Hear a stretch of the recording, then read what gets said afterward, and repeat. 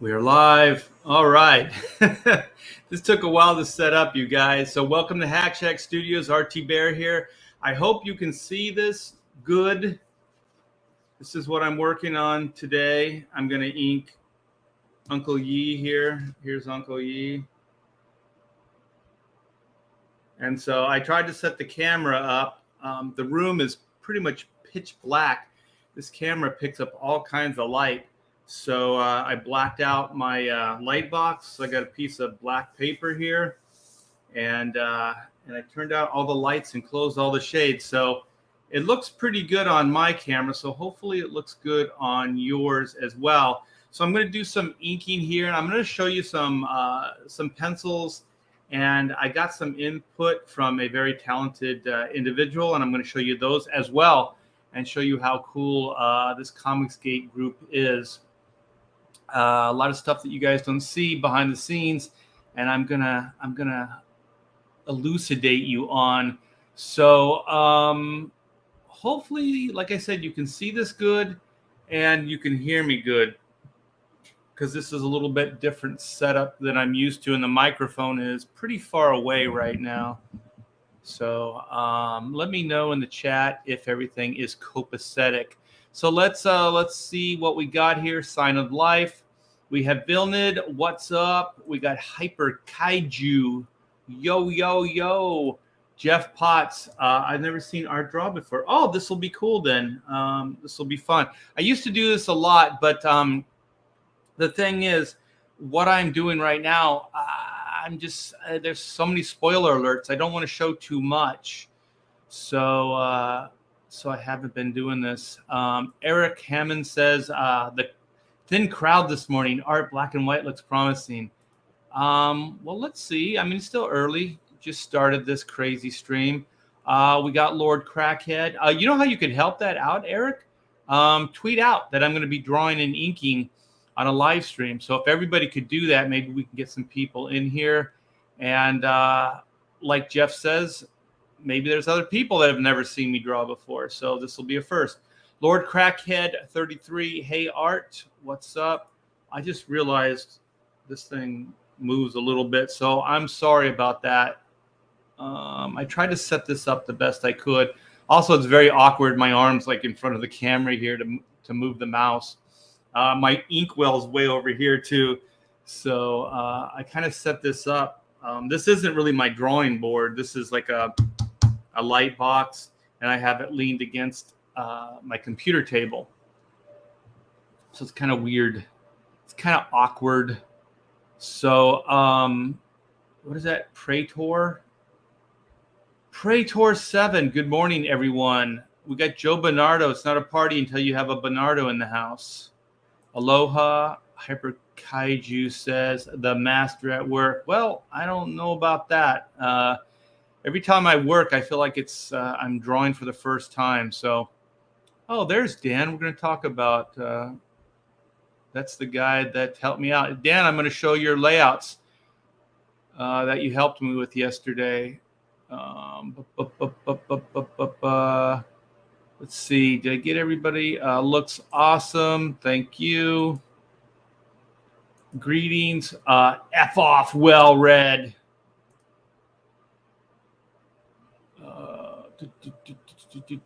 Hey, there he is. Dan Frega. Yeah, Dan, I got your layouts here. I'm going to show them. And I'm going to show. I started implementing some of your ideas. I think most of them are already pretty much done. There's just like little details I have to do, but I'm going to show those off. Maybe I could do that good. I could do that now. I just, I'm so, I saw good and I said good. Fragaboom. Good morning, chat. Gary G. Yeah, you guys tweet this out if you want to see me do some doodling here. We got Shadowhawk. We got another Fragaboom. Everybody loves the boom. Oh, everything's spot on. Cool. Yeah, I'm going to show you the pencils, but I'm going to make sure we got a full house here, and we're going to do some black and white talk. We're just going to have a good time, man. Wonderful composition, Art. Thank you. Wait till you see the. I have a scan of the pencils, so then you can see it a little bit better than you can here. Yeah, I didn't have a lot of time to ink yesterday, so this is as much as I got done. I'm gonna get it done today. Okay, let's see what we got. Wait, I borrow ideas. He was in there. I saw it, and then the chat jumped. Hey, Art, haven't seen you draw in ink in a while. Yeah, I covered that. It's kind of like, you don't want to, spoiler alert. So it feels weird, like when you're creating these things. At first, you kind of want to keep them to yourself. Actually, strangely enough, you want to keep them to yourself, and then you slowly gain confidence to show them to the world, your drawings. Legendary monkey. We got past master. You got a party when you get a past master. You need an assistant like Christine. Where's Christine?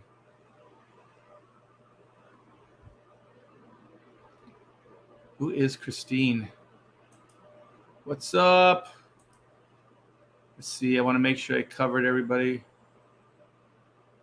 Where's my heavily detailed book? I don't know if you're talking about me or Dan Fraga. Dan Fraga's got like crazy detail on Black Flag.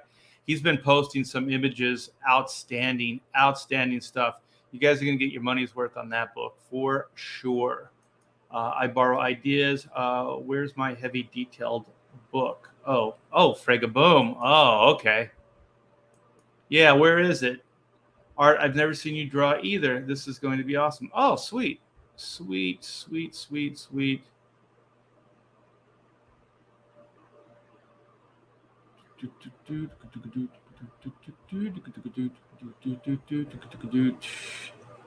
All right. Did I catch up? Am I caught up? I don't know. Oh, I missed Neon Todd. We got a Neon Todd. We got an Eric. The guapo.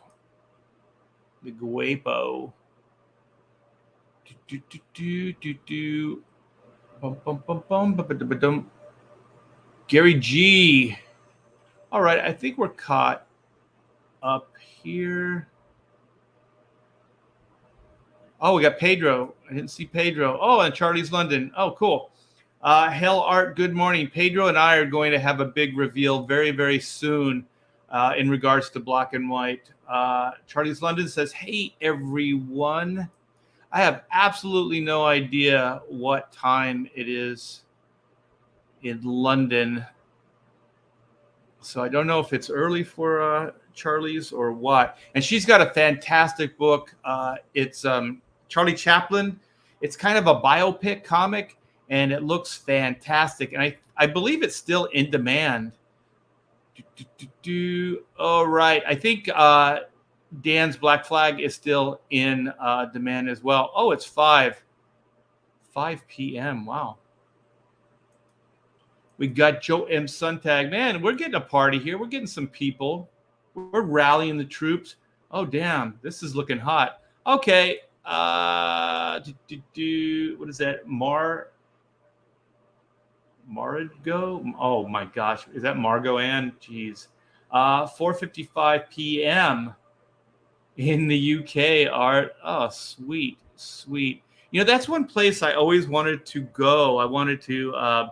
when I was younger, I wanted to do me and another artist, named Mark Pasilla. We never had the money or the time. When you're starting off in the business, you have all these aspirations, things you want to do, and you just never have the time to do them or the money. And so one of the things we wanted to do is go to Europe and take like a scooter, you know, just like those rentals. You get those little scooters and just kind of bop around. And not so much do the touristy thing, just kind of bop around and just find the cool pubs and hang out. Also, we were single, so we were probably on the Zoom checking out the European ladies. So, Art, I made an order on your website a while back and some questions about it. is there an email address I can contact you at? That is my through the website is my email. The one on the website doesn't work. Huh. It should. I'll check it out, but it should.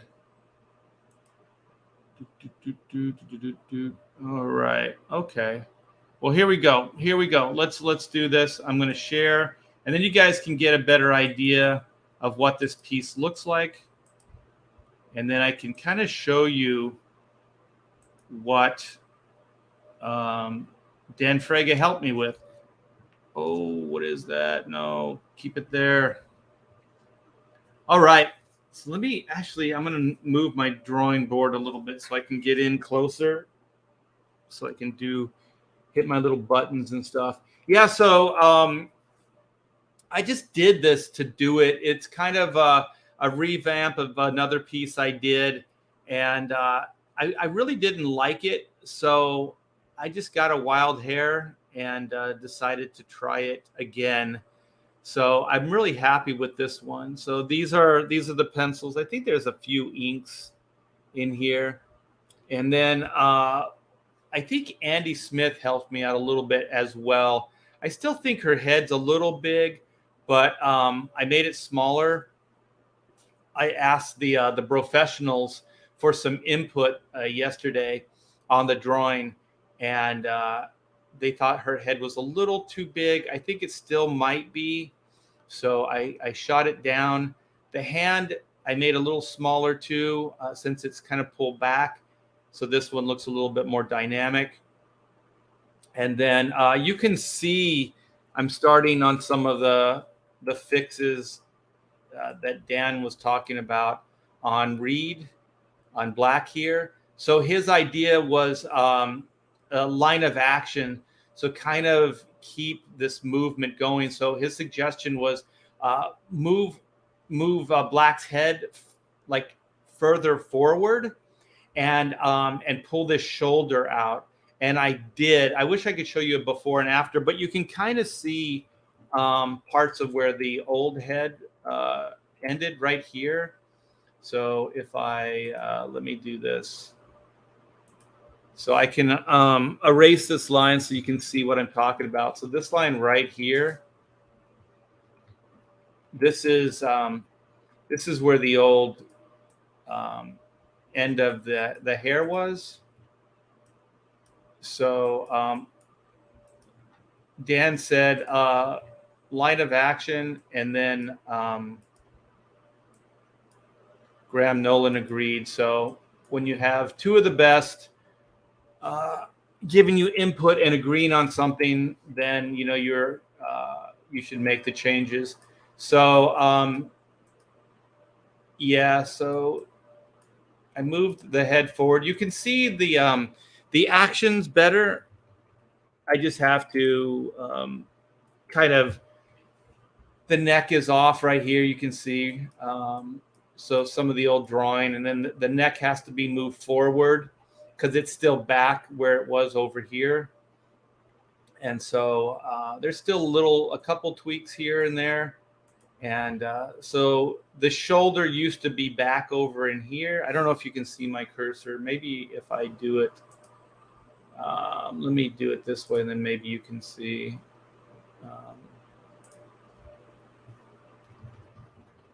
So the shoulder was back right in here, and then the harness was here. So I'm starting to move it out, and then I gotta add like arm and stuff in here. So the idea that Dan was saying, and I think he said move the back down as well. So it's gonna kind of be more like that with the shoulder, his right, our left, shoulder out a little bit more. And so you can see part of the arm, and then move the back down. And then I already moved the head, and I made it a little smaller. The heads to me still look big. So let's see what Dan has to say about the head size. Maybe if he's still in the chat, he can give me some input, and I can make them a wee bit smaller. So yeah, these are the pencils here. I think they're coming out pretty good. I'm pretty happy with this. So if it all finishes up well, this will probably be the cover to issue 1. So you can see JC, Jake Chang, aka JC, and his face is kind of melting away there. And then you got his 2 goons over on the side, the right-hand side. And then you have the mech, JC's mech on the left side. And then in the back, you can't really see it too well. It's just kind of loosely gestured in, is like a circuit board. So there's going to be a circuit board design back here with the ore's power and energy kind of crackling around JC's head. So that's kind of it. It's kind of one of those covers that isn't completely representative, like of the story. It's just kind of like a movie poster type idea. And so I'm hoping to get Stefani Renee to color it. After I do this live stream, I'm gonna ask him. I already initialed his put his signature in there, so I'm hoping that he'll say yes. And so I think I'm gonna tweak Gray's face a little bit. I'm not real happy with the eye here. So,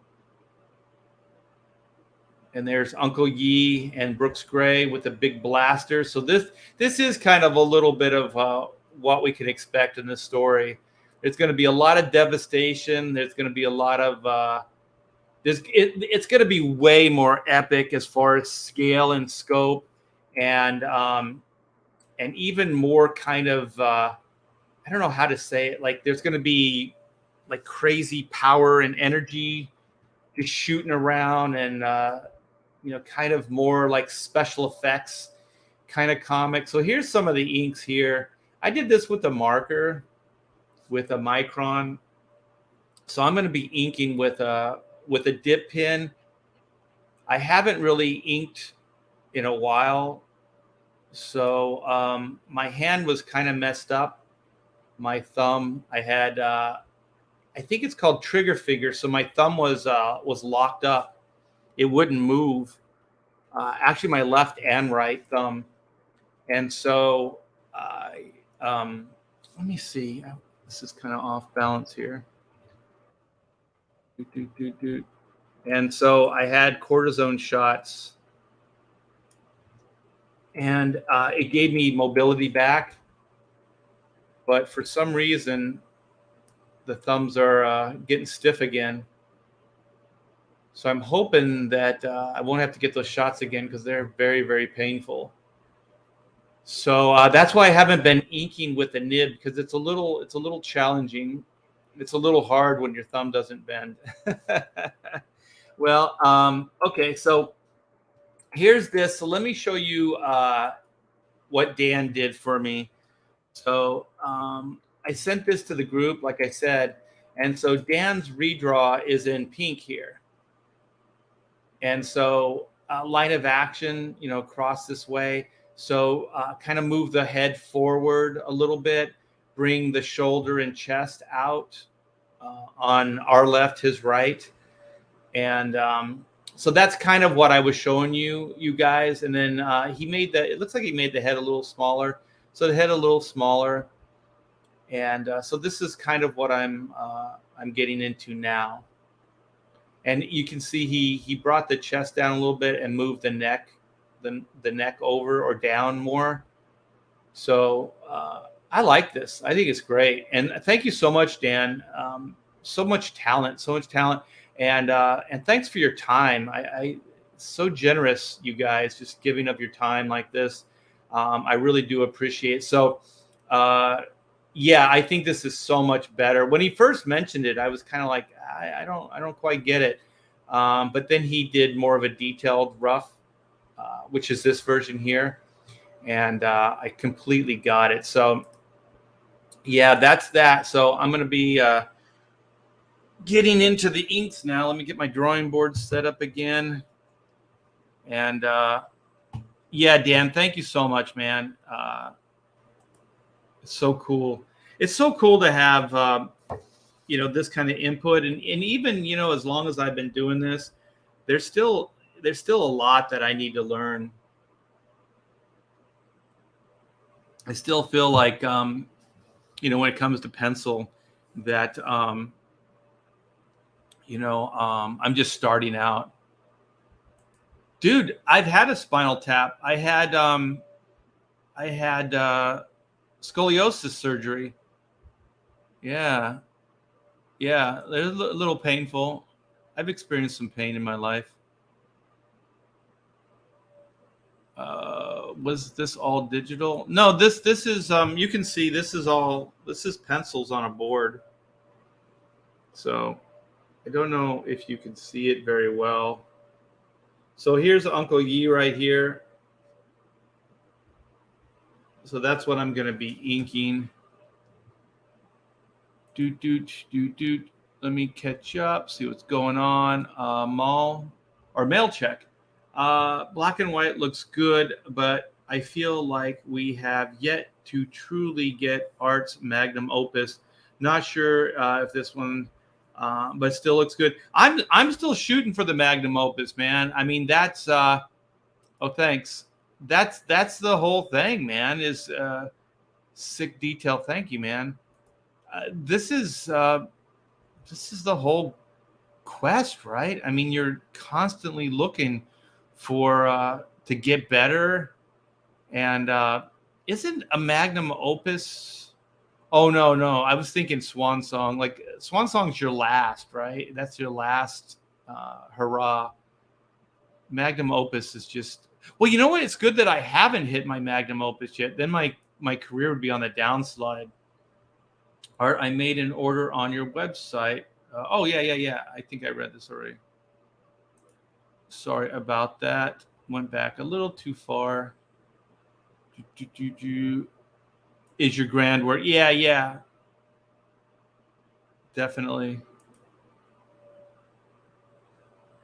Yeah, I don't know what would be my magnum opus, but I think it's one of those things that if you go like, oh, this is the best work I've ever done, or this is the best work I can do, then it's like, it just feels like that would be sad. Like, where would you go after that? Okay, there's one thing I do. I don't know if other inkers do this, but I need to grab the sheet. I have a sheet next to my drawing board. Where is it? And I throw ink at it. So the key to this is always make sure this is far away from your drawing. Otherwise, you'll throw ink at your drawing. So let's get to work here. I took my glasses off, so I really can't see the screen. Throw off some ink, and let's get some lines going here. I might have to turn some more light on. This is really this is hard to see. Okay. I might could get the camera closer. Let me see.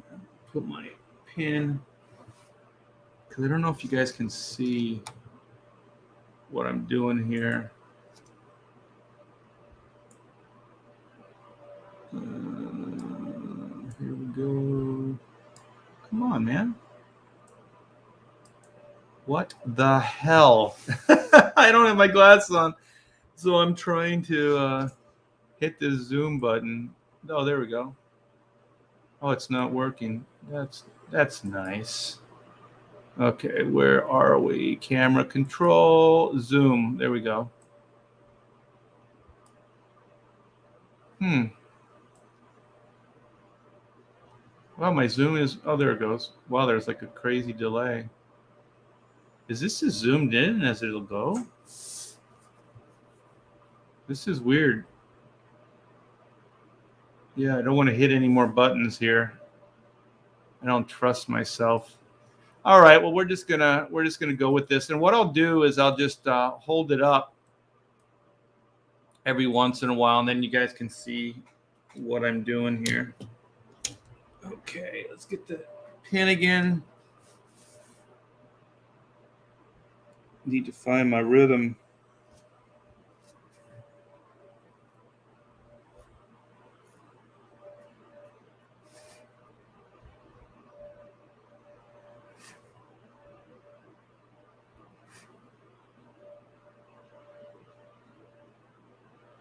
So Uncle Yi is Whitney Sung's uncle. So he's Yi Sung, and he's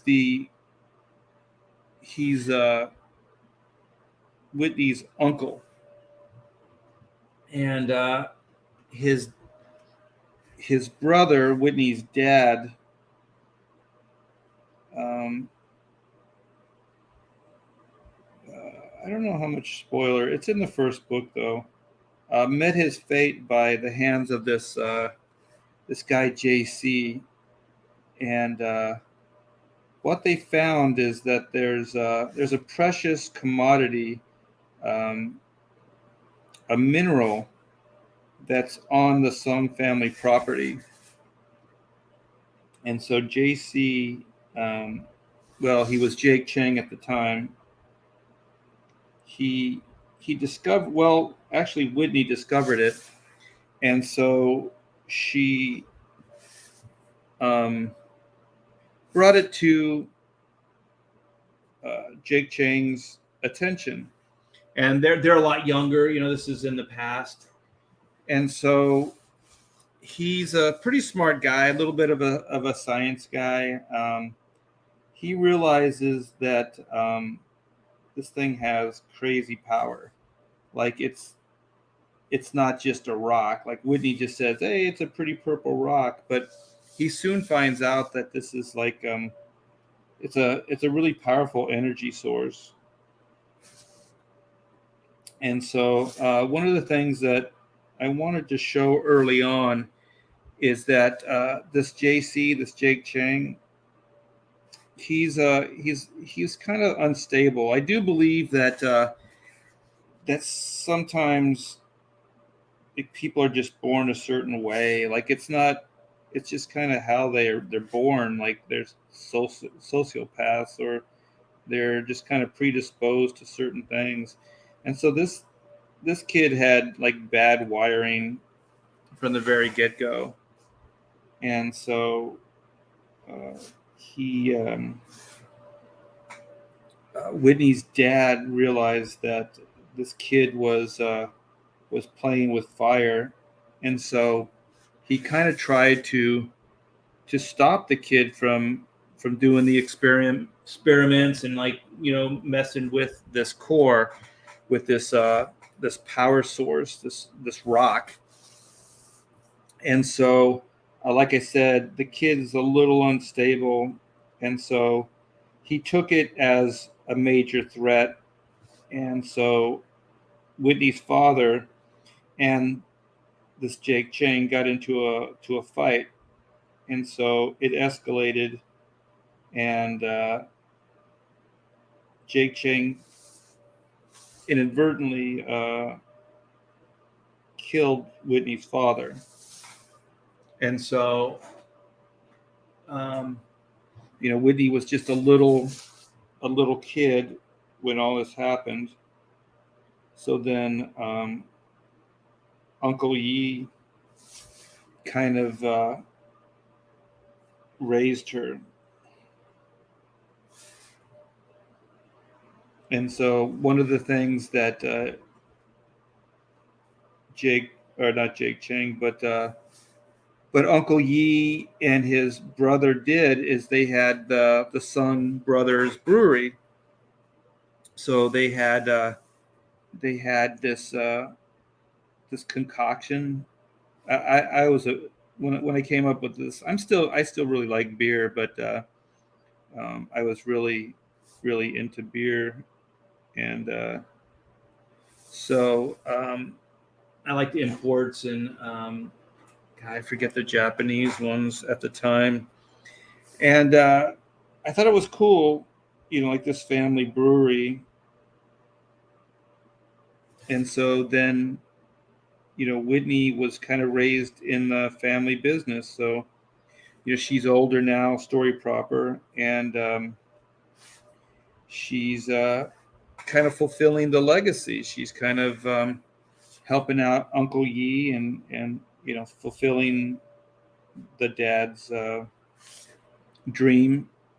And so we enter Reed Blackett, and so Reed is an import export. Like that's all Whitney knows him as. Like, she doesn't know any of his real past or anything like that. So he's become disillusioned with MI10, the British Secret Service, and so he's kind of retired. Like, I'm gonna get into that in the next storyline, because I'm always kind of like like, I was just thinking, like, what if James Bond, or like, what if a spy wanted to leave the organization, like, and they know all these secrets, and they know where all these the bodies are hid and everything. Like, what how how do they leave? Like, can they leave? um are they just kind of executed? Like, how does that work? So um I have the questions right now. I don't really have all the answers yet, but that's kind of going to be in um, the next story arc. Is we're going to get into Reed's past and what happened there, and all that other good stuff.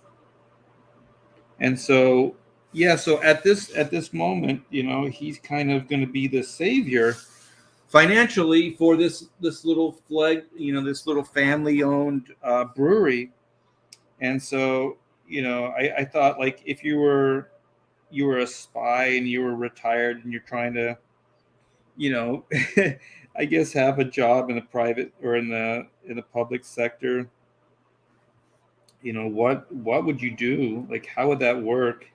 And so I was thinking, since he's an international man of mystery, his he would have a great knowledge of the world, and I'm still thinking of him kind of James Bond like, where let me show you a close up now of the arm.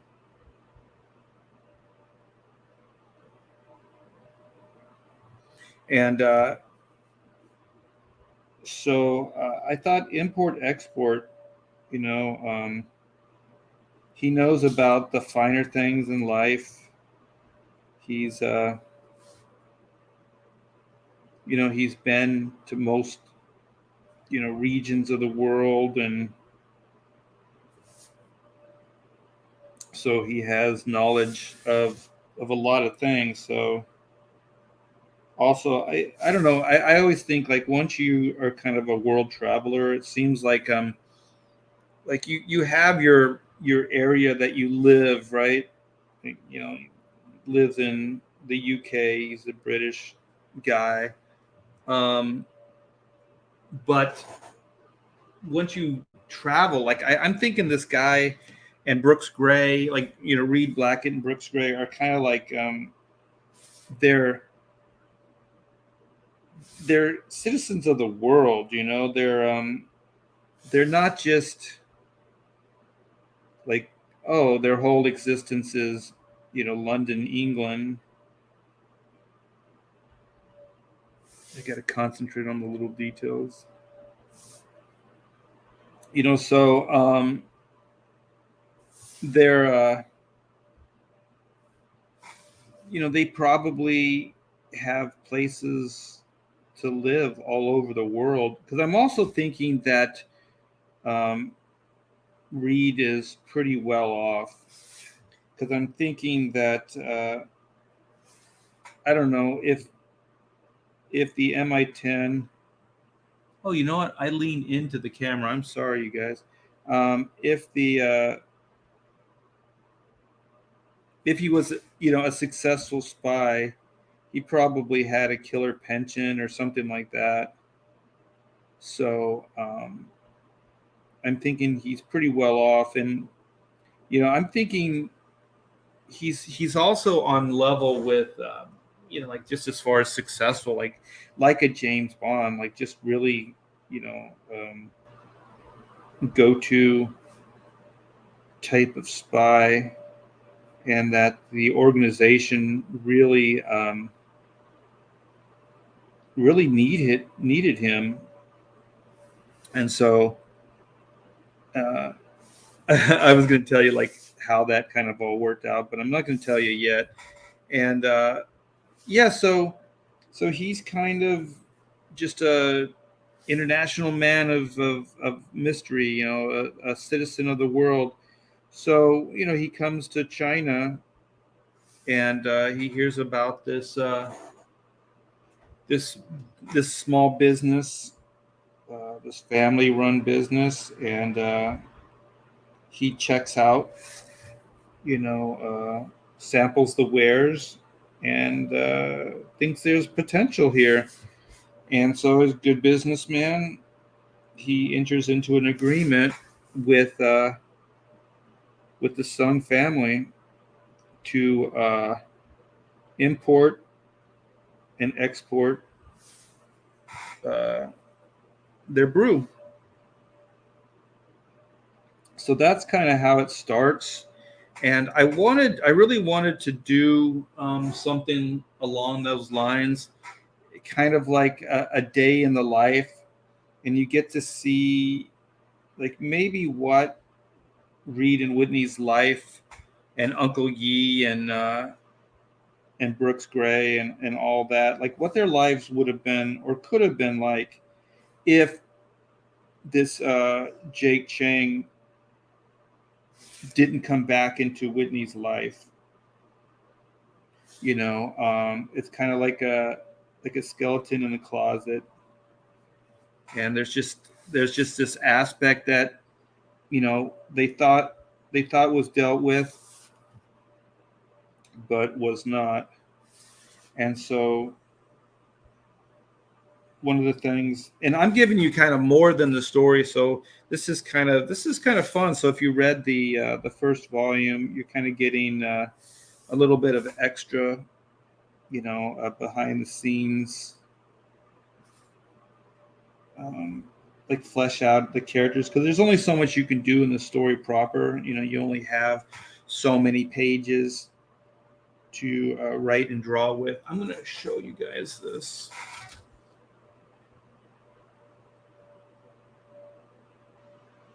So close to getting all the body stuff in. Starting to work on Uncle Yi's face, and so where was I? Oh yeah, so you get to see these two, like Whitney and Reed, like, well, maybe this is what their lives would have been, because they have an attraction to each other. It's undeniable. Even Miss Stone sees it. And by the way, Miss Stone is going to be a reoccurring character. I like Miss Stone, and we're going to have to give her a first name, or she could always be Miss Stone. And so I usually don't fill in the blacks when I'm inking, because you don't want too much wet ink.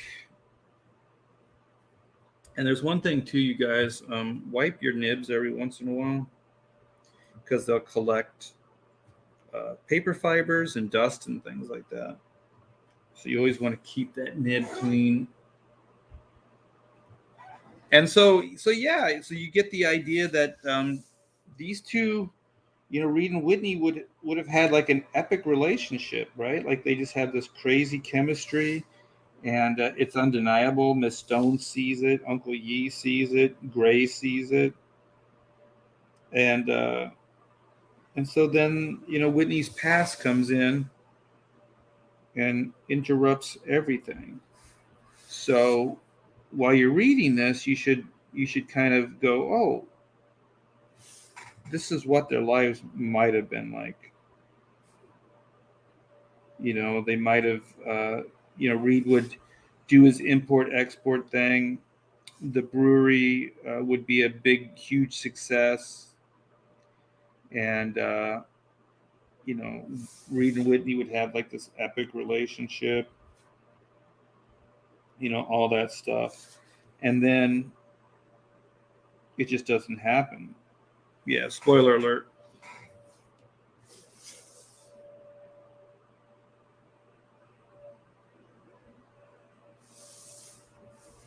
Let's get these in.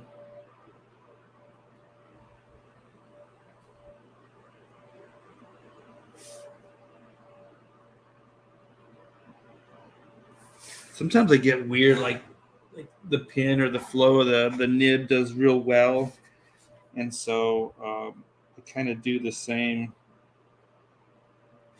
pieces when it's kind of behaving a certain way. I like inking with a nib. I've done some like digital inking, just fooling around, and I think I like the nib better, just because there's like this. It keeps you on your toes. Like when you work digitally, the tool works the same way every time. But when you ink like this, it doesn't. Yeah, it works. It works different. Depends on like weather and ink mix, and there's all kinds of things. So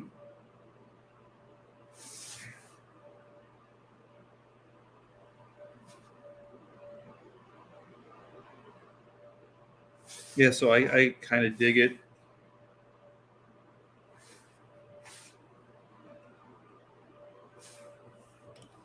All right, Uncle Yi, he's got a baseball bat. Like everybody else has these badass weapons, and Uncle Yi just has a baseball bat. So Uncle Yi isn't used to being a badass. So that was kind of the point of Yi on this cover. Let's see.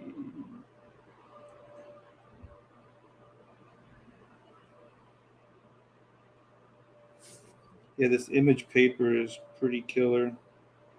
It's like inking on glass. So let me give you an update here. And then I'll hang. Wait, hold on. Let me get my glasses on first. And then I can see actually what I'm showing you too. Oh, look at that. It's coming together. Yeah, it's weird because it's a little kind of the white isn't really white, because if I turn on the lights, let me see. It'll see what it does. I guess it's better when I turn it this way though.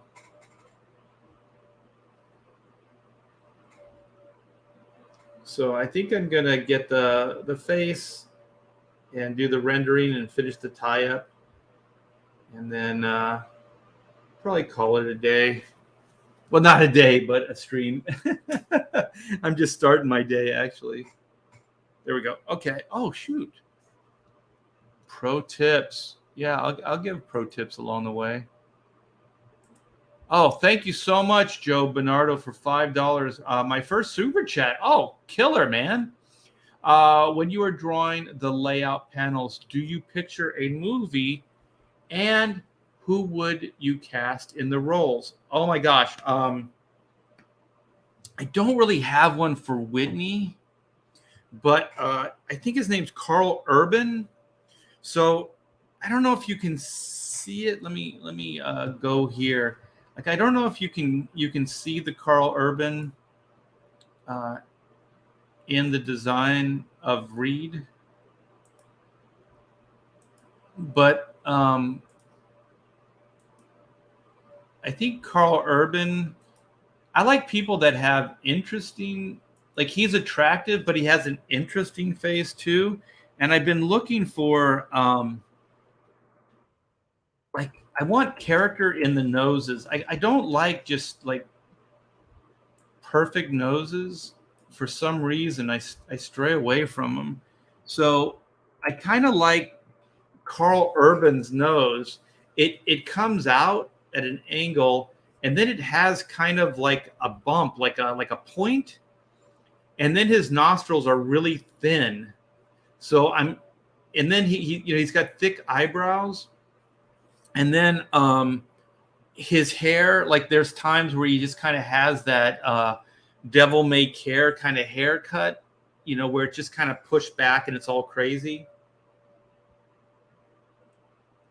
So at least like I've been looking, you know, for an actor, and then I was just flipping through stuff, and I was like, man, I think Carl Urban would be a good Reed Blackett. I think he's got a British accent too. That's funny. I didn't think about that. I think no, he's Australian, I think. So yeah, so I was kind of thinking Carl Urban. And then Whitney, I still don't really have an actress because she's a half and half, so she's half Chinese, half American, and her American side of her family is still alive. Like her Chinese father is gone. I've already covered that, but her mother is still alive and lives in America. So I wanted to make this very international. You know, maybe in lieu of being able to travel to Europe and things like that, you know, I can get into different areas and stuff like that. I always think like one of the best, you know, the coolest parts about spy stories is that they go to these exotic locations. They go all over the world and things like that. So that's one of the things I want to do with Black and White. I want to go to different locations and other things. Oh, thank you. Other super chats. Thank you. I'll go back. Yeah. Carl Urban, I thought he did a freaking phenomenal job. That Judge Dredd movie with Carl Urban, Carl Lurban. No. Let's go back. Sorry about that if I missed a super chat. Oh, cool.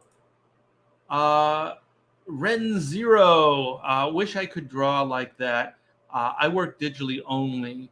I I work like you could see like the professionals notes. I brought those in and started working those notes into my drawing digitally.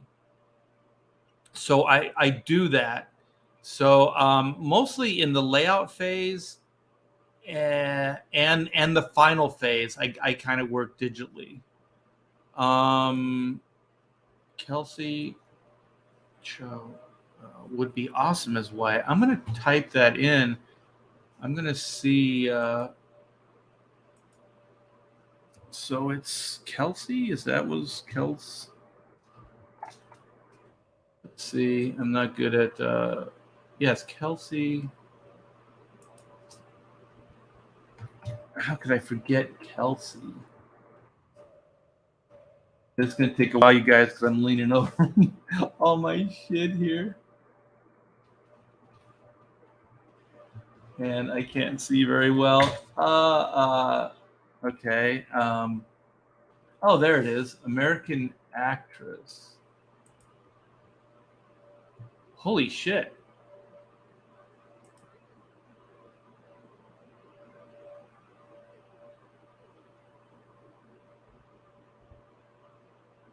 Oh, cool.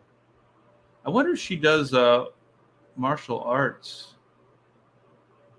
Let's show her off here. She cleans up nice.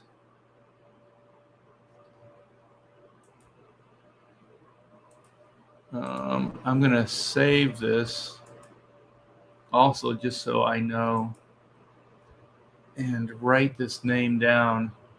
Oh my gosh, she's gorgeous. Yeah, I'll show this. Yeah, I'll start. She's definitely she's got the looks. She is my white. See if you guys can see this. You guys in the chat are fantastic. There you go. Boom, baby. Sweet Mama Jamma. Right here, she kind of has the hair too. It's parted on the side, but depends on how the wind blows. Like sometimes I have her hair parted on the side. Sometimes it's in the middle. I'm gonna write this name down. Thanks, Pedro. That's killer. Um, it does help. I'm I'm obviously loosely basing you know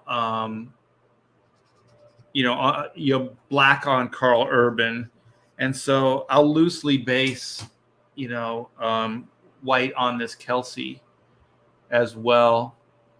But it helps to kind of see it. Holy shit balls! Oh my gosh, that would be crazy cool, man. Yeah, there's a few actors in the past that would be cool.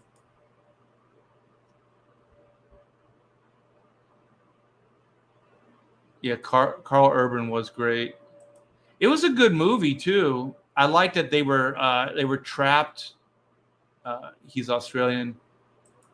I hope I got all the super chats. I hope there were just those two. And thank you guys so very much for that. That's very generous. I appreciate it. I don't know. I'll run it by Pamela and see what she thinks. She's a pretty lady. Steve McQueen is great at being Steve McQueen. He's just kind of a good badass, right? But I do need somebody that's got an English accent or can do one.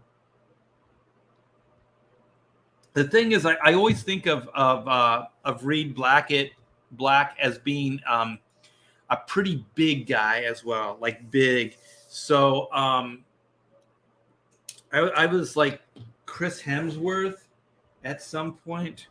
I was thinking, but I think Chris Hemsworth, not to be mean, but that guy's got to get a better agent or get some good movies because I think his credibility is going bye bye.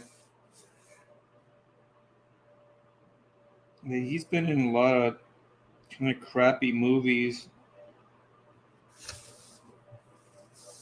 I think like Ghostbusters was just shameful. I do like how Hollywood or SJWs are like, I think they'd have more credibility if they weren't complete and utter hypocrites. But because diversity, whatever, and that's all fine. Like I'm okay with all that. But they think that by taking it from one group and giving the power or the attention to another group is the way to do it. And I just think like, no. It's like if it's good for one, it should be good for everybody. So like if you're saying, oh well, this group of people, Hispanics need more representation, and then you're just kind of like artificially putting them in, or what's obviously like a white guy's role or black guy's role or whatever person's role, and then you just artificially go, well, we need to have our quota of what do they call they call them marginalized people. Like, how would you like to be referred to as marginalized? That would be insulting just right there. I am a marginalized individual. Like, that's just horrible. No, you're just a human being, man. You're not. Stop with that shit. It's like it's making things worse. But anyway, it's like, yeah, just if it's good for one, it's good for everybody. So if you know if it's obviously a role for this type of person or that type of person, then give it to them. Um, if you want it to be, your hero to be Asian, then make them Asian. Like, you know, black and white is all over the place. Different backgrounds, different stuff like that.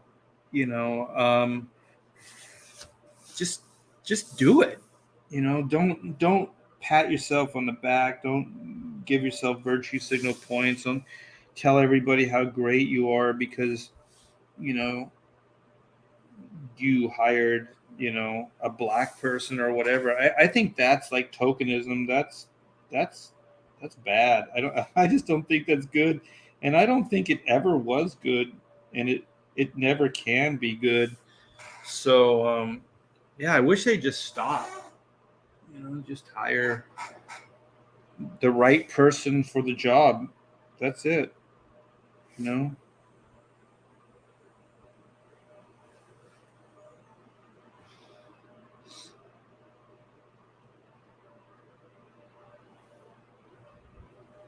So yeah, poor Chris Hemsworth.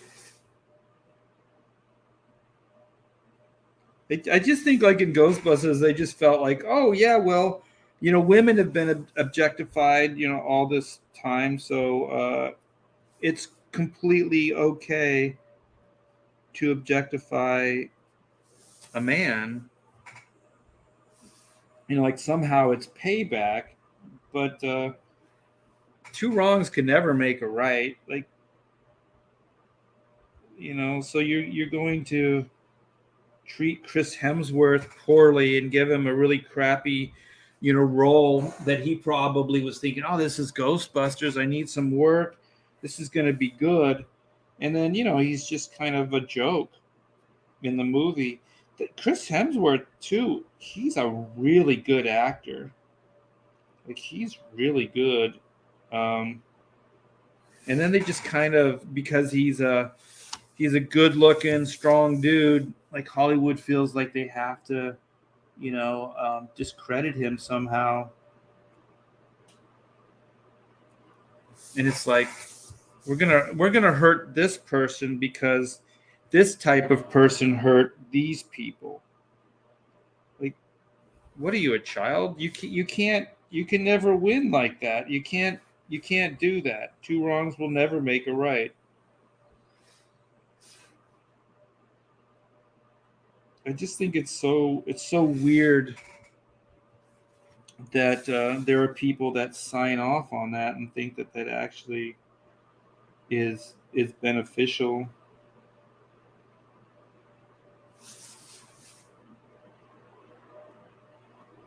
Yeah, I don't know who would it be beneficial to. I don't even think like here's close up. I don't even think the group of people that you're trying to help that it helps. It's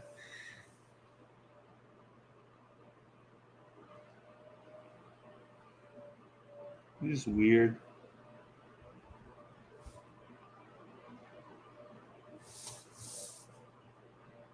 Just hire talented people. Encourage. You don't even have to encourage. Just look. It exists. There's a lot of talented people out there, like all different nationalities, all different walks of life.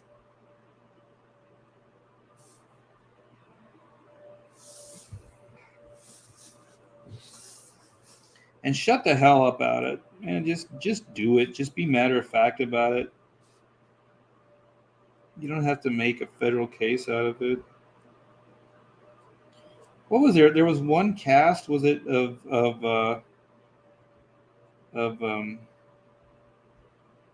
what was it? That Sandman show that had they put their pronouns in their cast announcement.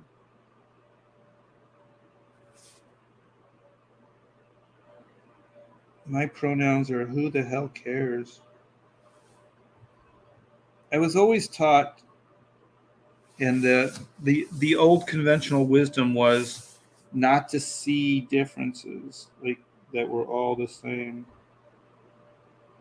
You know, what's that saying? We all bleed red, you know, that type of thing. And if we can see each other as similar, um, then, you know, maybe we can get along better.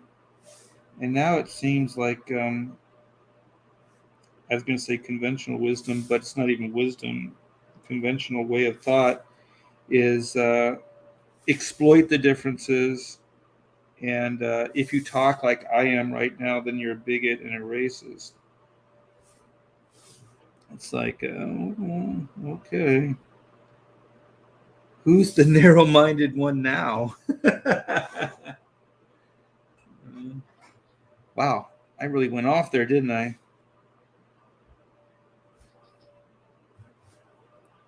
You give me a microphone and I talk shit. Oh, look at this. I'm inking gray. Sometimes I see things and I just get inspired. Like the pen it feels good. I can do this line, I can do that line. So then I do that line. There's some people that ink real linear. They just do like one figure and then they move to the next figure and then they move to the next figure. I used to kind of be like that, but I find it very boring. I don't care to do it like that. All right. Here we go.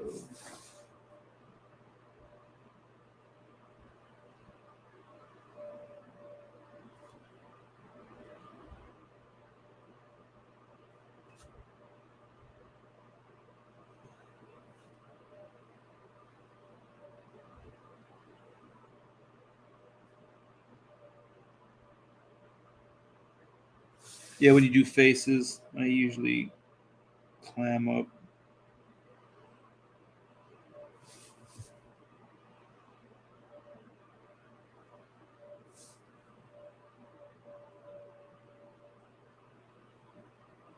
I like that Uncle Yee's his face. He's like slightly terrified. Well, he's really terrified.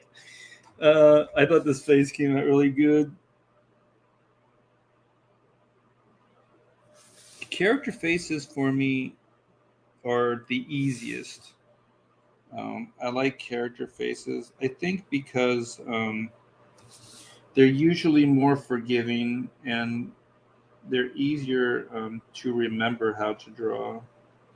Because there's usually some big type of oddness to it. You know, big nose, big ears. Um, you know, there's always something definable, a shape, you know, a square head, a round head, you know, oblong light bulb shaped head. There's all kinds of different things.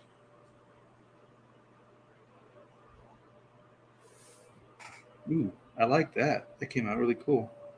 Let me thicken up side of his head. He's in the foreground, so some of these lines should be a little thicker. So one of the rules of ink that I definitely subscribe to is foreground line weights are thicker, and then mid grounds are like, you know, of course, medium thickness, and then background lines are the thinnest. And having said that, I'm going to come in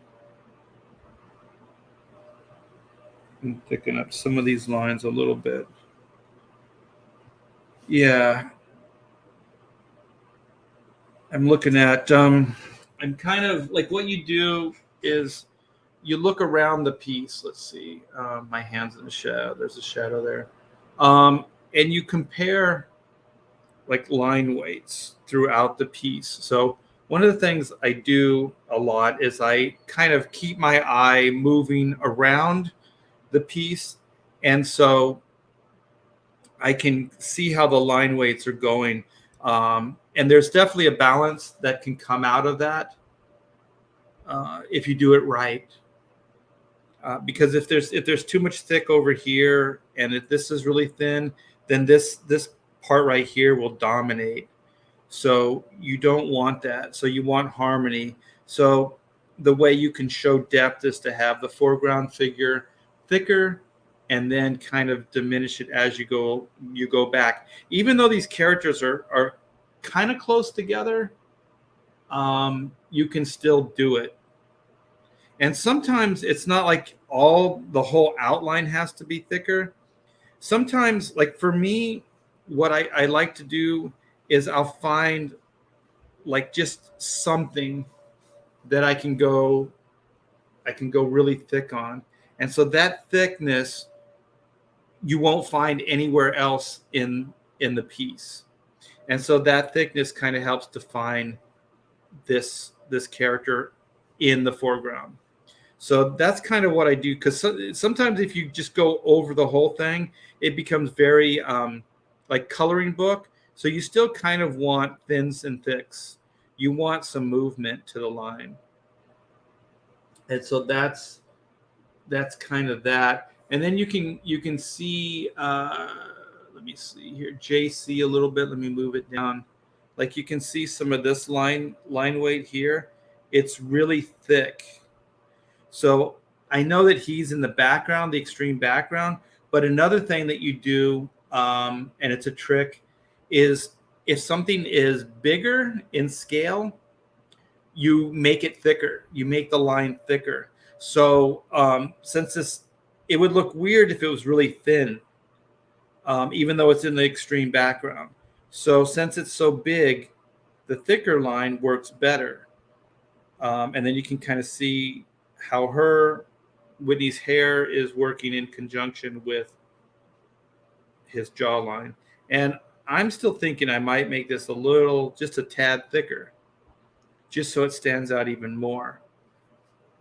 So that's kind of the idea there. And one of the ways I explain things too is like if you want something to look massive or big as far as powerful or scale, make it thicker. So one of the things I do when I ink, like just for example, like say the Hulk, I I make the lines on the Hulk thicker. So even though he could be standing right next to another character, I still make his lines thicker than the other characters. And so he always looks just that much more massive. So it helps with the scale. So it always makes him look powerful. And I didn't invent the trick. I mean, it was probably an observation I had early on when I was teaching myself how to do comic books.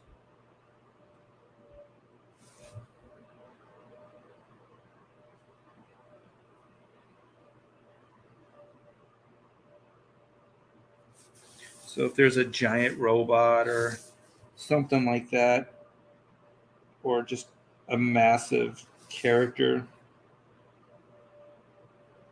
I think it always works really well. It hardly ever doesn't work.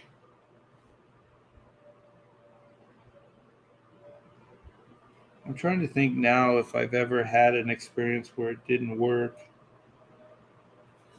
but I don't think I have.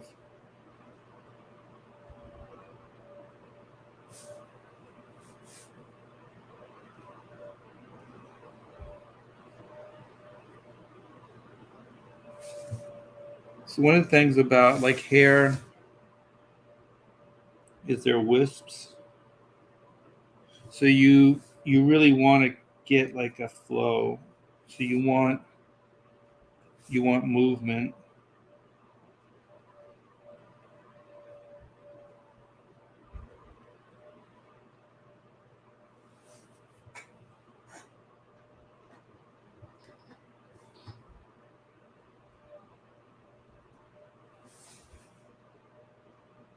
If I ink these eyes on the live stream, I'm going to have to turn on some lights because I can't see it very well.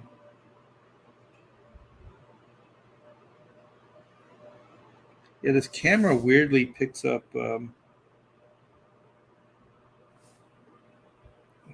like light. Like if there's a white surface, it'll just kind of everything becomes white.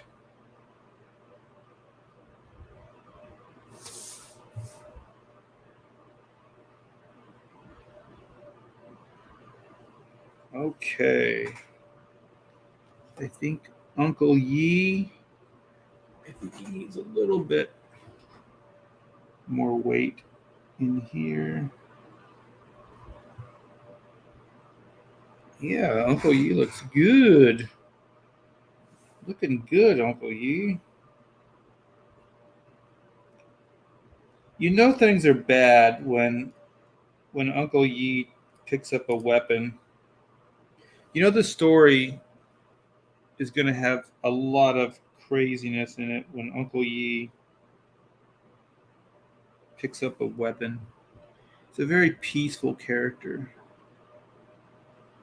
Okay, there's something I want to do. This is one of those little sidetrack things. It was right here. Okay. All right. I think he's pretty much. I got a couple nicks there. Boom, boom, boom, boom. Ba-ba-dum, ba-ba-dum, ba-ba-dum. Yeah. Okay. So let me show it off because actually this light helps when I do this. Glasses on. So there's the scared Uncle Yi. But he's kind of being brave. He's got his baseball bat there. Oh, there we go. That's better. It's all like, yeah, the camera. Let me see if I can line it up with the camera so he's not distorted. Yeah, they go like this. Whoa, his head's big. Whoa, look at that. No, I think this is pretty much. The lines look a little muddy because they need to be erased. There's like pencil there. Let me see if I can find my eraser. There's some pencil there, so.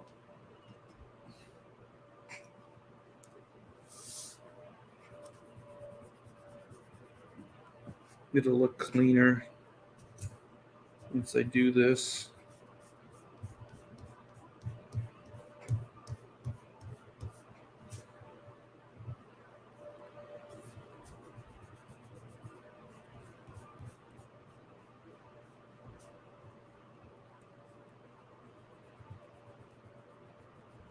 And always make sure your ink is dry before you erase. I've actually thought the ink was dry a couple times, and then I went with the eraser and just smudged the ink all over the place. It's not good. Okay.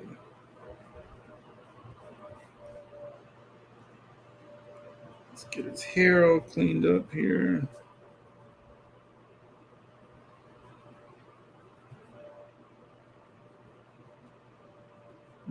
Okay.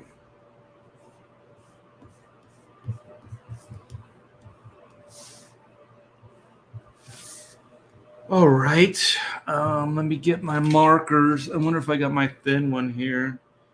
So sometimes I'll use, like I said, you guys got to use this light. I'll use a fine tip for small details. And the main reason I'm doing it here is because I can't really see very well. Like I said, the lighting to do this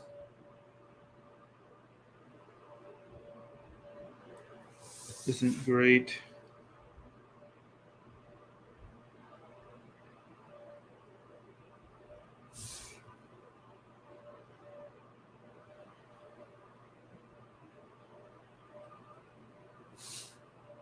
Ah, killer.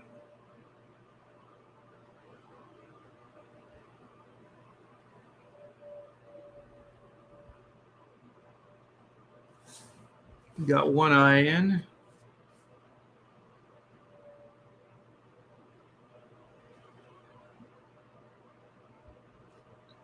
Get the other one.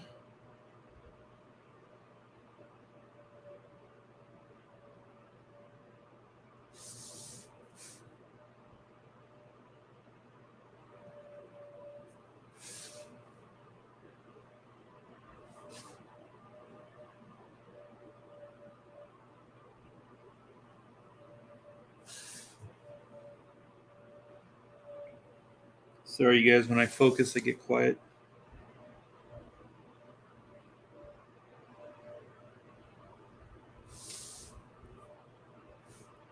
Oh my gosh, this looks great. Let me add a little nose detail here.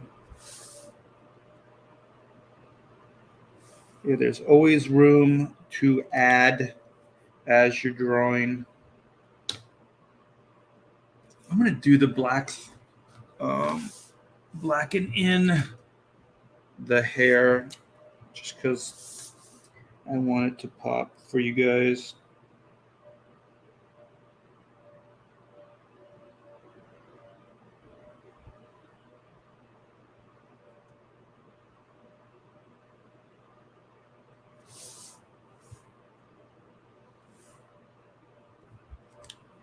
All right.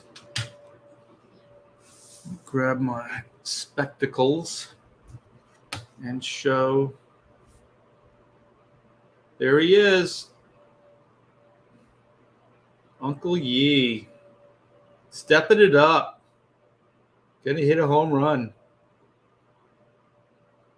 So if you guys want to see Uncle Yi hit some pesky robots with a baseball bat, come by and sign up for Black and White. I have a pre-launch page that I'm going to share with you. There we go. Hopefully you can see this. So the link is in the description, you guys. This is Black and White, Volume 2, Man vs. Machine. In a world where law and order is often blurred to gray, justice can only be black and white. So it only takes a few seconds, few minutes. All you have to do is give me your email. It'll go on a mailing list, and you'll be the first to be notified when this campaign goes live, which is going to be very, very, very soon. So, and for your troubles, you will get this free trading card done by myself and Stefani Renee, which I'm hoping to hit another home run with the piece that I'm working on right now with Stefani Renee. That would be killer if I could recruit him to do some colors on this piece. And so, yeah, like I said, the link's in the description. Click on that link, come by, sign up. We are closing in on 1,000 sign up. So I would like to get, that would be killer if we get it to 1,000 before we go live. So also, if you guys have already signed up, if you could share this out, I would greatly appreciate that as well. So let's watch the video here.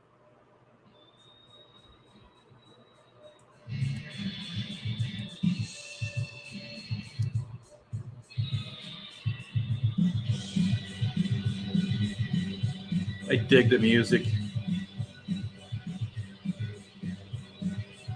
in a world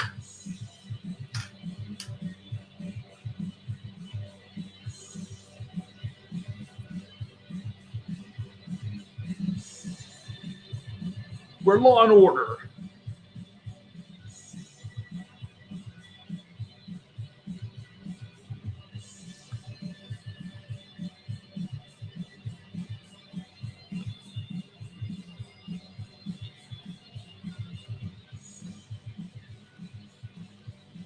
are often blurred to gray. Justice can only be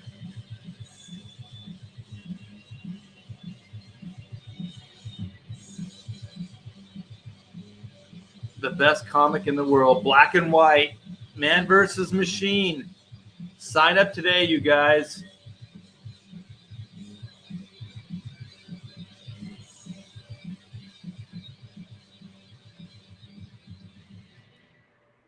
Yeah, you guys sign up today and get that free trading card. Get that free trading card. Baseball bats are tight. Yeah. Joe says looking good. Yes, Pop, need more pop.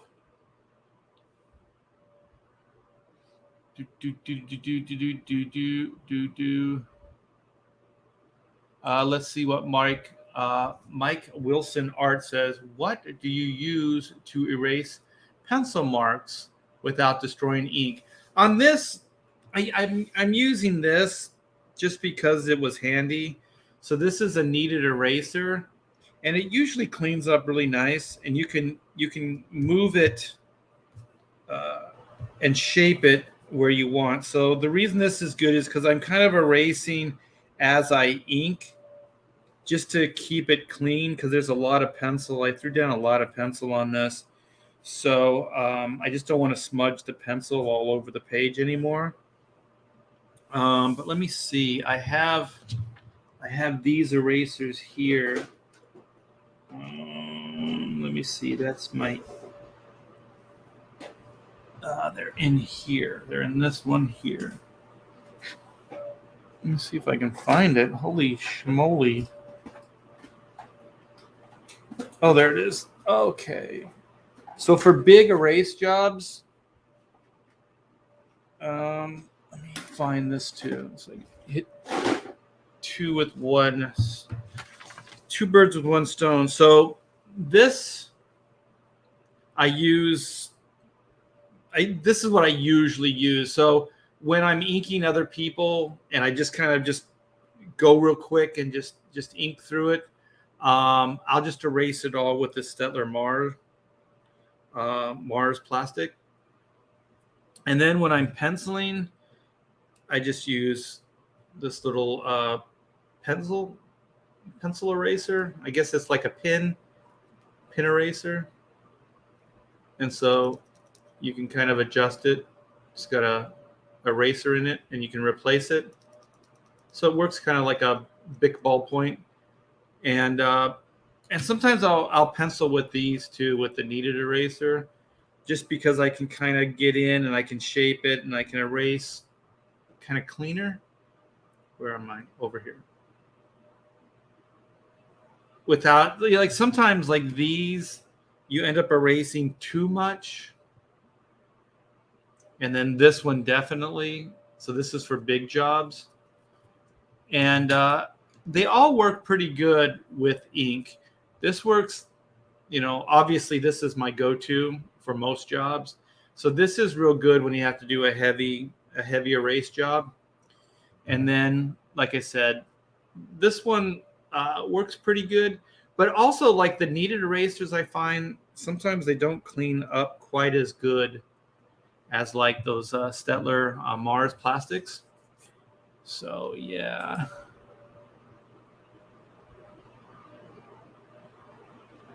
It's just a Hunt, like a Hunt 102. So it's just a normal kind of nib holder. And so what I do is sometimes I'll put different ends on them, so I can tell one one different tip from another. So I put pieces of tape on them, and so I can tell. And then this one here doesn't have any tape on the end. So I can kind of grab them, and I remember what the tips do, because one of the things is I usually will use 3 or 4 different tips or pins at the same time, and each one does different things. Hold on for a sec. Each one does different things, and some of them are more flexible and they've been worn down, so they're flatter, and they'll put down a thicker line. And the newer nibs have more of a point to them because they're brand new. They haven't been worn down, and so those are good for little fine details.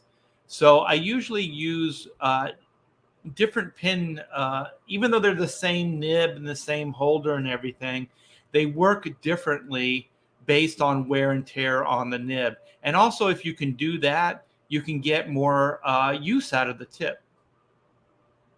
So instead of yeah, I could use George Takei or Takai, however you say his name. How would you handle massive characters in the background when they are smaller characters in the foreground? You still kind of use the same rule, the thins and thicks, like the background's thinner, but you still, like if you had like the Hulk, let me see, where's the camera? You had the Hulk like really small, like back here somewhere.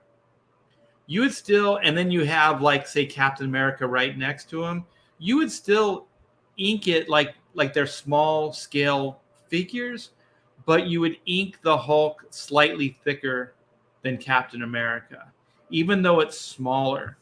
And it just helps to show mass.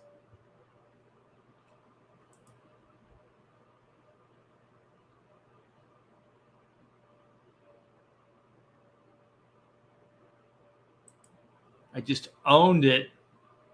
Yeah.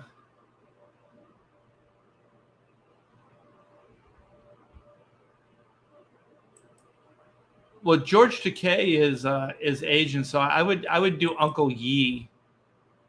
Uncle Yi. It's my favorite tool for sure.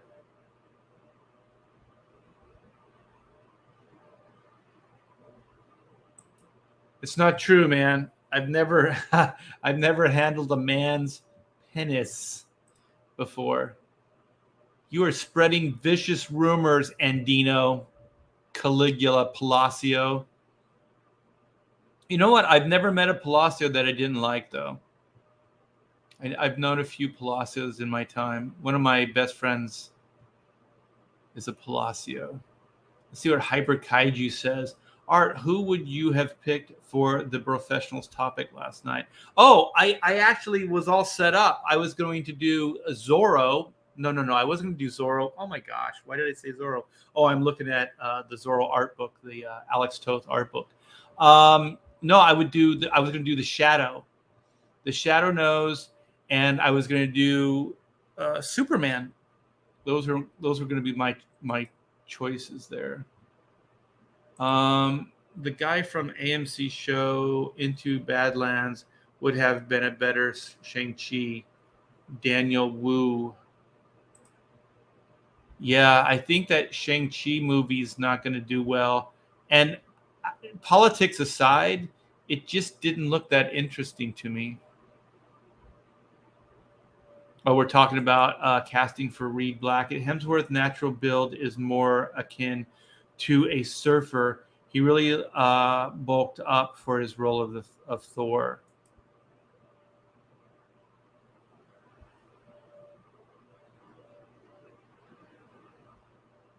Yeah, he's a good actor, man.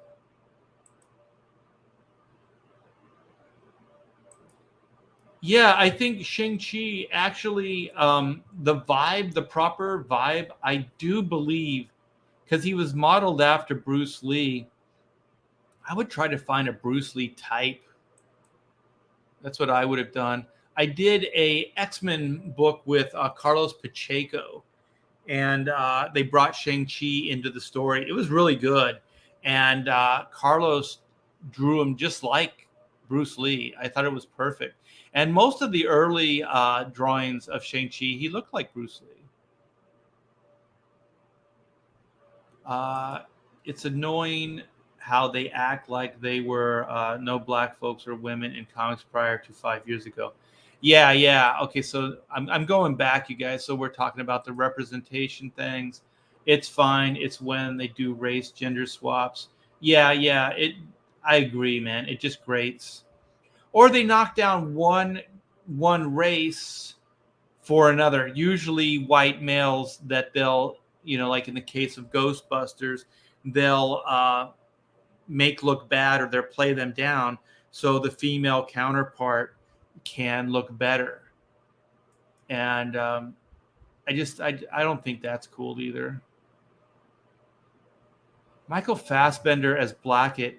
I'll tell you, if Michael Fassbender was Blackett, that would be a completely different Reed Blackett, man. That guy, Michael Fassbender, that guy looks like he could play the hero part, but he also seems like you would always question him. Like he doesn't look like he looks shady to me. He looks kind of scary, like he could turn evil at a moment's notice. What kind of board am I drawing on? Let me plug it in and I'll show it to you. I just put this paper down because if it was white, it would just the camera would just wreak havoc on it. So can you see the sides right here? It's a light box. So you can kind of see if I pulled this up.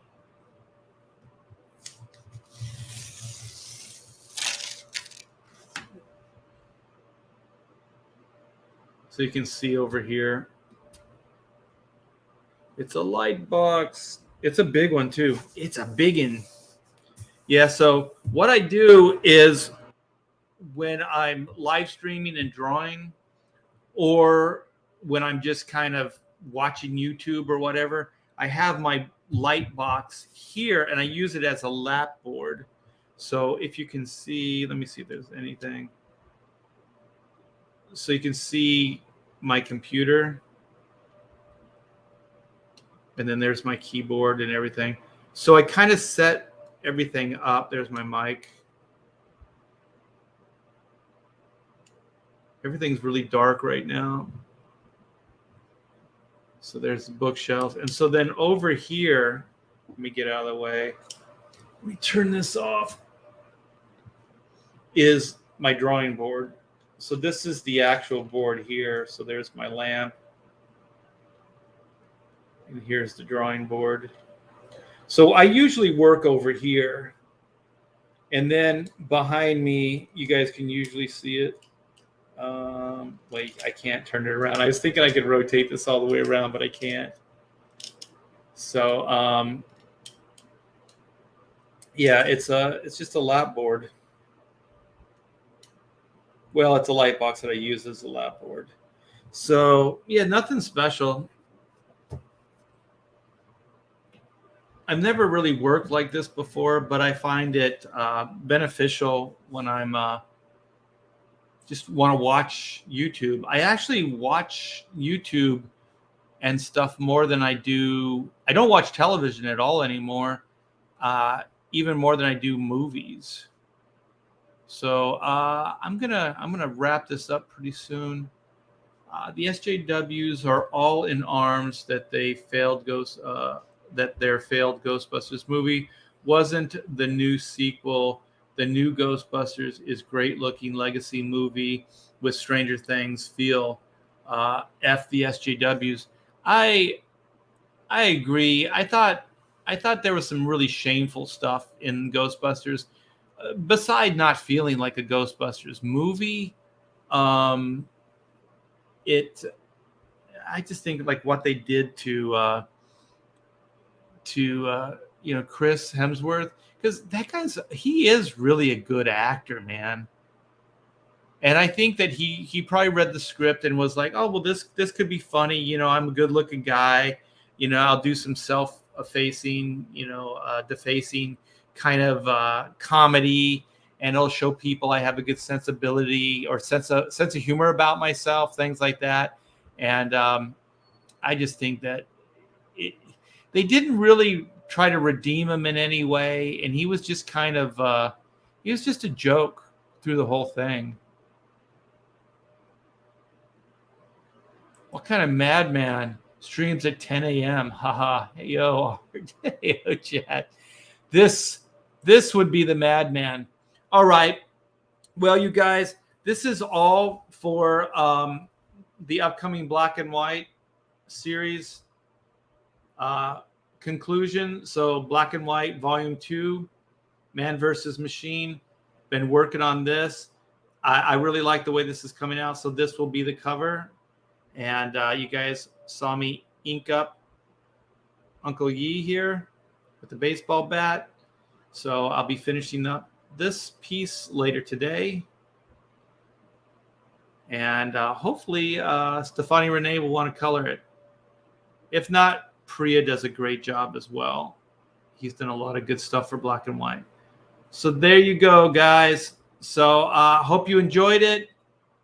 And go sign up for Black and White Volume 2, Man vs. Machine. The link is in the description. Get yourself a free trading card. And I'm going to bid you guys adieu. So have a wonderful evening or rest of your day. I should not say evening because it's not that late. It is still early. Well, it's 12:30 now.